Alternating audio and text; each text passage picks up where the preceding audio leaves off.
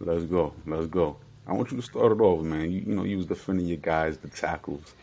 Let me hear you defend them again, man. What's up? Yeah, for sure, man. Last episode, I had to look at you a little crazy because you told me this is your personal opinion. So For sure. totally understand.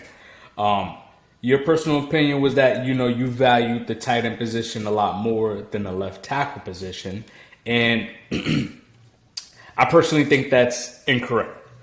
Um, the reason is we all can agree that the number one most important position on the football field is the quarterback position.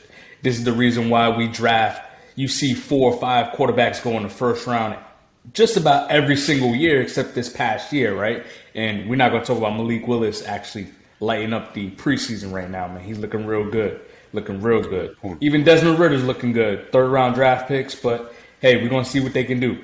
But this is the reason why when you're a bad football team, it's typically on the quarterback position, right? We always look at the quarterback first because there's only one that can play. So if we got to replace a guy, then you got to replace him, right? So that's the face of the franchise right there, the quarterback. Number 2 is the edge rush. These quarterbacks nowadays are throwing 40 to 50 times per game. We are not in a running league anymore. This is a quarterback winning league at this point. We don't have the Earl Campbells anymore. We don't have the Jim Browns. We don't have these guys that are carrying the ball 300 plus times consistently every single year, putting up amazing numbers like these guys used to do back in the day. So what do you got? We have Lamar Jackson running the ball, and there's a dual threat, which is. We are in a dual threat era. That is correct, but that is besides the point. And when I say that's besides the point is, again, we like Christian McCaffrey, but battling injuries the last 2 years, and he's not a consistent. He's an offensive threat, so he could beat you in the passing game. He could beat you in the run game, but I'm not giving him the ball 350 times, and he's a pound for pound every down back that can stay healthy, right? We saw the decline. We're seeing a decline in Ezekiel Elliott, who I thought personally will be a Hall of Famer one day. And you never know. He's still young. He's only 27 years old. If he can flip a switch and turn around a little bit, he can pull out a 10,000 plus and 70, 80 touchdown career and possibly get himself into the Pro Football Hall of Fame. Possibly. Derrick Henry is a guy that you would say that's one of those bruisers that I'm giving the ball 350, 400 times per year. Well, I would say 350. 400 is a lot. But 350 times a year. But again, now we're starting to battle injury. Let's see where that goes from here. So what do we have to do? We have to get to the edge rush, right? What are my edge guys looking for? They're looking to get your prized possession. They're looking to take out your best player, right?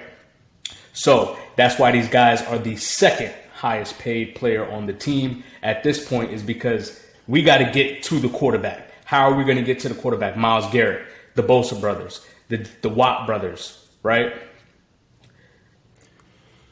I then go to the tackle position as number 3. How are we going to protect our prized possession? How are we going to protect the face of the franchise? I.e., you say give Tua a chance, right? He's had one of the worst O-lines since he's been in the league, right? So they bring in Tyron Armstrong or Armstead. Let's see if that helps, right? We protect Tom Brady. We protect Aaron Rodgers. We protect Patrick Mahomes. You saw what happened to Patrick Mahomes in that Super Bowl loss, right? See, I do. And don't get me wrong, the Bucs did have a really good defensive front seven that was dominating the league. But you saw when both his tackles go out, what happens to Patrick Mahomes, right? And that'll happen to any quarterback, i.e. Matt Ryan. Matt Ryan has put up amazing numbers in his career, right? Great numbers, I should say. Great numbers in his career, but consistently the Falcons have not been able to protect him for the last 3 years. True. So that is the reason why you go out and get these tackles, because now it's all about the pass rush. What interior defensive lineman can I get to the football? What edge rush can I get to the football? Just like quarterbacks are drafted high in the draft, edge rushers are just as high on a player's draft list than any other position. You want to put pressure on the quarterback. It's very important. But you're given, as important as a quarterback is in this area, there's a lot of positions that are closer to the importance of a quarterback, because a quarterback depends on these weapons differently, because these weapons can be used differently. When you have a tight end who can do multiple things, when you have a receiver who can do multiple things to help your quarterback, as much as we talk about Tua's help, we also talk about the acquisition of Tyreek Hill or Jalen Waddle last year. Like, the weapons matter just as much as the quarterback. Just a good quarterback and great line isn't going to get you as far as great weapons. You look at the Vikings; they haven't had a line in a long time, but them weapons, no matter Rudolph, when he was when I say like that, top 10 type of tight end, him with Thielen was nice. Jefferson, Thielen, nice. These weapons, a tackle's position and an edge rusher can only do but so much. And when you have a quarterback who's athletic, when you have a quarterback who can run the ball like one of the best running backs of all time, but also throw it, it gives you a different dimension than just running it 350 times. When the threat of a run is there while also dropping back, that's a different type of game. That's something that edge rushers, obviously you need edge rushers, but just an edge rusher isn't going to be able to contain. You need somebody in the middle. You need linebackers. There's a lot of different things you need to counter that. But the fact that you have a mobile threat who can throw the ball is a different type of counter, on top of someone who's willing to get the ball off their hands quick. Drew Brees, Tom Brady. When we talk about quarterbacks, there's different type of quarterbacks even more so today. So that edge rusher isn't as important because there are counters to that edge rusher. i.e. the edge rusher, right? Besides a sideline linebacker, I could find a sideline linebacker. There are plenty of linebackers that can do a decent job of stopping a Lamar Jackson, Deion Jones, right? When Deion Jones is healthy, he's averaging 140 tackles a year. You said there's a solid amount of linebackers. Yeah, these linebackers. The linebacker position is another one that's kind of like there's a lot of them, right? Anyone's pretty much a plug and play guy. Are there as many great linebackers as there are? Nobody's Lamar Jackson for one. In this era, why we give Lamar so much praise is because he's making people miss when the linebacker era, as far as speed and agility, is at an all-time high. Lamar's making these guys miss too. If any era, I agree, this is the linebacker era that you want to plug and play out, pull out this era to face Lamar Jackson. But that don't mean they're able to stop or keep up with Lamar Jackson. There's a contained. The NFL is a totally different ballgame. We talk about grown men right here. This is a man's game. This is the reason why 18 and 19 and 20-year-old kids typically don't play in the NFL. This is a man's game. When you talk about speed in the NFL, won an MVP. I get that, but this is why I get the edge rusher. This is the edge rusher. The edge rusher can also be my contain guy. Can also be a good pursuit guy. He can not only get to the quarterback, but I can also put a scheme together to also stop Lamar Jackson, i.e. Jadeveon Clowney. He isn't the pass rushing threat as far as sacks, but he's a great run stopping edge defender. I'm glad you said run stopping because that's more important in the playoffs. Since the dawn of the NFL, I get that because in the playoffs you want to be a little bit more balanced than do what you do best. So if you run the football best, you got to have a passing game to kind of complement that. If you pass the ball more, you have to have a balance of run to kind of, because at that point in the season, everyone knows what you're doing, right? This is why schemes are important. So that's why the edge rush is number 2 on my list, because it's so versatile. So I can keep a guy to contain. I want a guy that can also pass rush. I also want a guy that can run stop as well. We are playing in a faster league where a lot of zone running, everyone's trying to get to the outside. It's no more down the middle, pound for pound. There's not many teams that are really doing that besides maybe the Titans, the Steelers, maybe the Seahawks, right? But everyone else has a pretty versatile running back on their team that can kind of do both, right? The Bengals, they're getting Joe Mixon more involved in the passing game. Dalvin Cook can be just as effective in the pass game as well as running the football. Christian McCaffrey, Alvin Kamara, I can go on and on and on about this, right? But this is why the edge rush is so important, because you can do a lot of things with the edge. So that's why it's number 2. Number 3, I got to protect the prize. That's why the left tackle is at number 3. Corner is number 4, because corner is one of the hardest positions to play in football. If I can get a guy that can take out your best receiver, I'm happy. That's what I want, i.e. a Jalen Ramsey, i.e. a Jair Alexander, AJ Terrell. I don't care what anyone says. I'm going to keep saying his name. This is why you get those guys just like that. And then at number 5, I go with the D-line position, so the interior defensive line, because just as well as I also want an Aaron Donald that can go out and give me 18 sacks from an interior defensive lineman, which is 10 times harder, right? So that's why I then go with the interior D-line. And also I need a guy that can stop the run. And then everything else kind of trickles in after that. So the pass catchers will be number 6, because I need playmakers to bring my offense down the field, right? And everything else can kind of trickle in after that. I don't care what order you put them in. Running back is probably the least important position on the football field, besides a kicker. I can't believe you said that kickers thing last. That's crazy. We're talking about one of the only positions to religiously put points on the board, to be able to flip the field, to be able to kick the ball from 60 yards out. So we're talking about range. We're talking about being in the red zone, this, that, and the third. There's only certain teams that can score from 60 yards out. It's very hard to do that. And some kickers are doing that religiously nowadays, 50 yards out. You're talking about a position where the quarterback, receiver, and the kicker flip the field. Nobody else can do that, unless you're picking the ball off and running it back, which is rare. So, but anyway, we're going to get into them quarterbacks. The quarterbacks are first, I agree. From there, I really go staff. The staff, more so than any other player you name besides the quarterback, dictates the pace and putting players in position to win more so than any other position. But I'm not going to speak on them too much. From there, I go safeties. You want to talk about versatilities?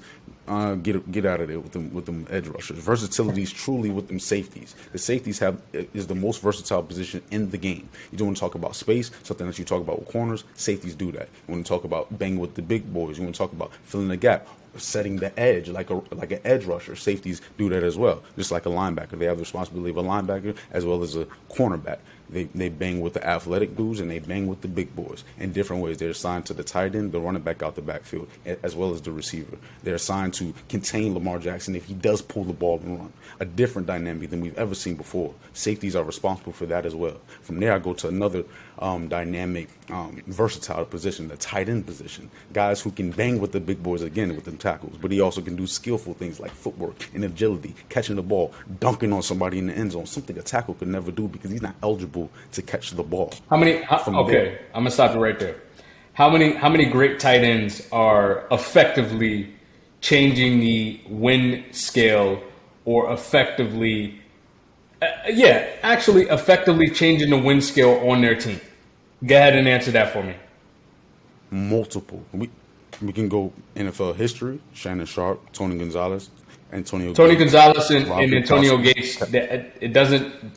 They're stats. Those are stat guys. They're great players that put up really good numbers. They have not They didn't win any championships. We talked about this. Most We players that talked come through about the this NFL before. don't win a championship. Oh, I understand that, and that's and when you have a guy like an Orlando Pace that can help you win a championship at the left tackle position, Andrew Whitworth, who's played in this league for many years. How many stars has he played with? How many and when I say stars, a star that can do what a tight end does. Just because he didn't have a star tight end doesn't mean star tight ends aren't valuable. Like, understand, Tony Gonzalez is one of the best football players to ever play, regardless if he won a championship or not. Rob Gronkowski, yes, he has championships behind his name. In any sport, just because you don't win a championship, don't mean you're great. We don't question your greatness because you don't win a championship. Yeah, but it's about your situation. Okay, so why do we talk about Rob Gronkowski and Travis Kelce and Shannon Sharp or Mike Ditka before we talk about Tony Gonzalez and Antonio Gates might be one of the most slept on tight ends of history because no one even talks about this guy. But because he put up so many numbers and he doesn't have the wins to go with it, just like LaDainian Tomlinson. Like, LaDainian Tomlinson is one of my favorite running backs of all time, but again, he didn't win. Just like, why do you think Phillip Rivers doesn't get to talk about that he possibly should? Because he played in the era with Tom Brady, Peyton Manning, and Drew Brees, and Eli, who won 2 championships. Right, but we're not talking about someone's greatness. We're talking about the greatness of a position, and you can't value versatility when you're only forced to do one thing. It's hard to open your mind when you're looking at a tackle or most positions in the NFL where they only have to do one thing, and they're great at that one thing. Sometimes it's great to be a Swiss Army knife, someone who's able to do something that a linebacker's doing, maybe not great but good, something that a corner's doing, maybe not great but good. So now you're interchangeable, regardless of the scheme, regardless of the coach, regardless of who's on your side. Tight end, receiver, these are different skill sets that matter in football. Tight ends are more valuable than a receiver because they bring a different dimension to the game. They bring a bigger body. It's harder to match up with a tight end. Match up with someone who's 250, 280, whatever, but also running a 4.5, 4.4, 4.6, 4. Like, that's not hard, that's not easy to do from a defensive perspective. So it's not all about wins and losses when it comes to these certain positions, because we can look at both sides. There's a lot of quarterbacks who didn't win anything but that are great. Aaron Rodgers is 1-1. There's multiple people who have won way more than one championship, but we give Aaron Rodgers GOAT status. We give him GOAT conversation. Like, it's not about the wins and the loss scale, especially in football, because your situation matters more than anything. From the tight end position, I go to centers. You talk about tackles first, I'll talk about centers. I want to talk about someone who's touching the ball every single play, someone who could potentially fumble and cost us certain things, as Peyton Manning, as Cam Newton. Like the center position, ask a botched snap when it comes to a field goal at the end of the game. There's so many different things the center has to do, a long snapper has to do, that directly affects the game more so than the tackle. The tackle has to wait on others to do their job before they do theirs. No, not saying that their job is not important. The center has to snap the ball before the tackle does anything. Typically in football, you do your job. So a tackle position, they know what they need to do, protect the edge. Well, right, but what I'm speaking on is the fact that the center is responsible for doing more than just protecting the edge. The center is responsible for potentially pulling more so than a guard, depending on the scheme, snapping the ball, and then eyeing up bigger or multiple defenders. Like, you can flood the edge if you want, but they're typically flooding the A gaps. Maybe 2 linebackers are there as opposed to just Aaron Donald or Via Veda or Fletcher Cox. And their responsibility is to me vastly important, because you're talking about the easiest way to get more yards, which is upfield. And the upfield straight ahead is a center. So behind the center's tail is where more yards can occur in a quicker fashion. So if I run straight, I'm potentially going to get more yards in a quicker fashion. If I have an edge rush over here and I'm trying to run away from the edge rusher, so that means I have a better opportunity to get more yards if I'm running straight. Or I could decide to run to the other edge because the dynamic edge rusher is on one side of the field, as opposed to a dynamic interior force being in the middle. The person at the center is head up on. If you choose to run away from Aaron Donald, Via Veda, Fletcher Cox, Chris Jones, you're taking a longer route upfield. That's an advantage in scheme. just because they're on the field, regardless if you double team them or not, regardless if you have another way after the play starts. We're talking about positions that affect the game before the play starts. We're talking about centers who affect the game before anyone does anything, before anybody makes a step. The center can have a false start. The center cannot communicate in a way before the game. I mean, before the play starts that can hinder the offensive line or the whole offensive unit. We have to give more credit to the center position. And before I get to go ahead. I get what you're saying. I think the way you're looking at it is, and I might be wrong, so let me know if I'm wrong. But I think the way you're looking at it is not really importance. It's really harder. Of the position group, those are harder to play.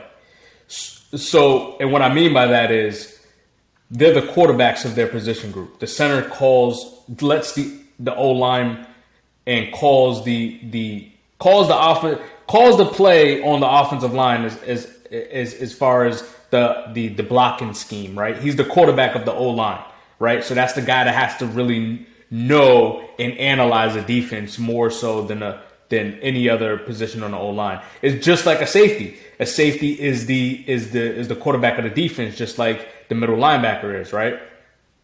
Because those are the guys that's calling the plays as far as the coverage and the blitz scheme or the D line. What the D line's doing, a linebacker has to know all of that stuff.